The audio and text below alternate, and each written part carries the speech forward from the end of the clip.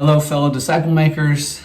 Let's take a minute to answer some of those questions that everybody has that maybe they're afraid to ask or that they've thought of and that they're just looking for somebody to answer. One of the most popular questions that I've been getting since the release of the book and in the process of making disciples over the last couple of years, how fast or how long should it be until a new disciple shares the gospel with someone? To which I'm going to answer, we do that from day one. So right away, when the person decides to follow Jesus, we train them and teach them that they're to share the gospel immediately. You can't find in the Bible hardly anywhere when someone encounters Jesus that they don't go share him immediately. Also, if we want to put it into our own context, in today's day and age, especially for those people in the West, I come from a baseball background. My question would be, how quickly do you put a bat and a ball in a T-baller's hands? And the answer is immediately. I mean, you get a picture of these dads in your heads. They've got their kid that's 4, 5, 6 years old, and we take them down to the store, and we get them a hat, and we get them a little bat, and we get them their own glove, and we take pictures of them because they look so cute and all of that. And they get to the T-ball practice and they don't just stand and look at the tee. They immediately put a ball in the tee after they've told the little kids what to do, and they start getting them swinging at the ball immediately.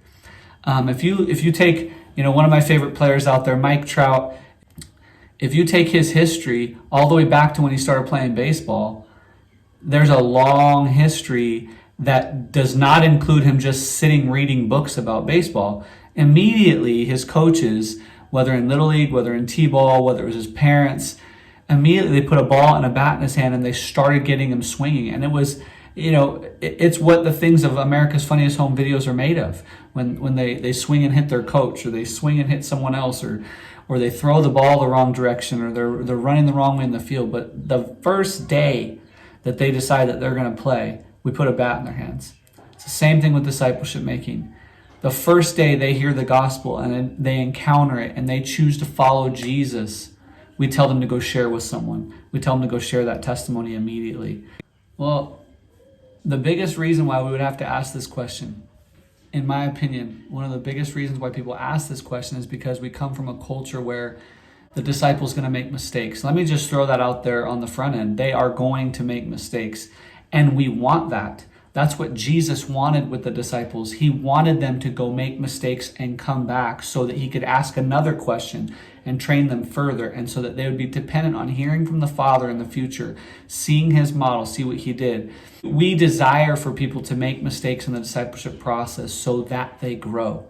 We desire for a T-baller to continue to swing at the tee over and over and over again so that he understands the path to the ball. He's not going to get in his first try. I don't know why we would think in the discipleship process you're going to get in the first try.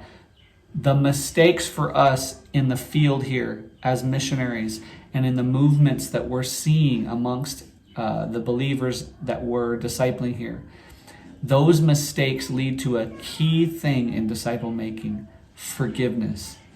Forgiveness is the air that we breathe. I've heard said by a certain leader that I follow, in the kingdom of God, forgiveness is the air we breathe. And that's true with discipleship making. When they make a mistake, we are allowed to walk the process that Jesus said is so important, which is forgiveness. If they don't learn that process, a disciple is in the temptation of always wanting to do things perfectly, and then they begin to hide sin.